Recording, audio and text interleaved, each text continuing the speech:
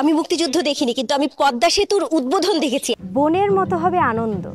নতুন বছর মানে একটি নতুন সম্ভাবনা। সময়ের চাকা আরো এক পাক ঘুরে এলো বাংলার নতুন বছর। আজ সোমবার থেকে 1432 সনের দিন গণনা শুরু হয়েছে।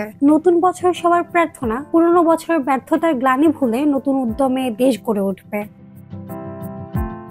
এবছর নিয়ম মেনে বৈশাখ উদযাপন হলেও খুব ছাড়ছেন সাংস্কৃতিক ব্যক্তিত্বরা। এমনকি ঢাকা বিশ্ববিদ্যালয়ের চারুকলা বিভাগের শিক্ষার্থীরাও ক্ষোভ প্রকাশ করেছেন। এদিকে হুমায়ুন আহমেদের স্ত্রী মেহের আফরোজ শাওন ভারতীয় গণমাধ্যমকে জানিয়েছেন, এমন দমবন্ধ পয়লা বৈশাখ দেখিনি কখনো। তিনি বলেন, এমন দমবন্ধ করা অবরুদ্ধ পয়লা বৈশাখ দেখিনি, কখনো দেখবো বলেও আশা করিনি। আসলে ছোটবেলার সঙ্গে জড়িয়ে রয়েছে রমনার বটমূল ছায়ানটের গান। ছোটবেলায় ছায়ানটের গান দিয়ে শুরু হতো দিন। সবাই মিলে রাস্তায় ঘুরে বেড়াতাম, রং বেরঙের মুখোশ কিনতাম, যেই দিকে তাকাতাম সেদিকেই লাল সাদা। মনে হতো গোটা বাংলাদেশটা ঝলমল করছে।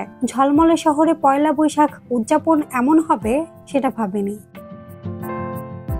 তিনি যোগ করেন, চারপাশে বৈশাখের নাম পরিবর্তন নিয়ে নানা কথা শুনছি, তবে এর বীজটা মনে হয় আগে থেকেই রোপণ করা হয়েছিল। এখন নামের মধ্যেও ধর্ম খুঁজে বের করা হচ্ছে। আনন্দ শব্দটার মধ্যেও চাইলে অনেক কিছু খুঁজতে পারেন। সর্বশেষ তিনি বলেন, আমার ধারণা একটা বিশেষ শ্রেণীকে তুষ্ট করতে এর নাম বদল, কারণ তারা মঙ্গল শোভাযাত্রা নামটা পছন্দ করে না। তারা অনেকদিন ধরেই চাইছিলেন এই নামটা পরিবর্তন হোক। রাজনৈতিক পটভূমি পরিবর্তনে কিছু না কিছু রদবদল হয়ই, কিন্তু আমরা যা ভেবেছিলাম তার থেকে অনেক বেশি পরিবর্তন হয়েছে। মাহমুদ আঞ্জুম বৃষ্টি, ডেস্ক রিপোর্ট, কথা কম।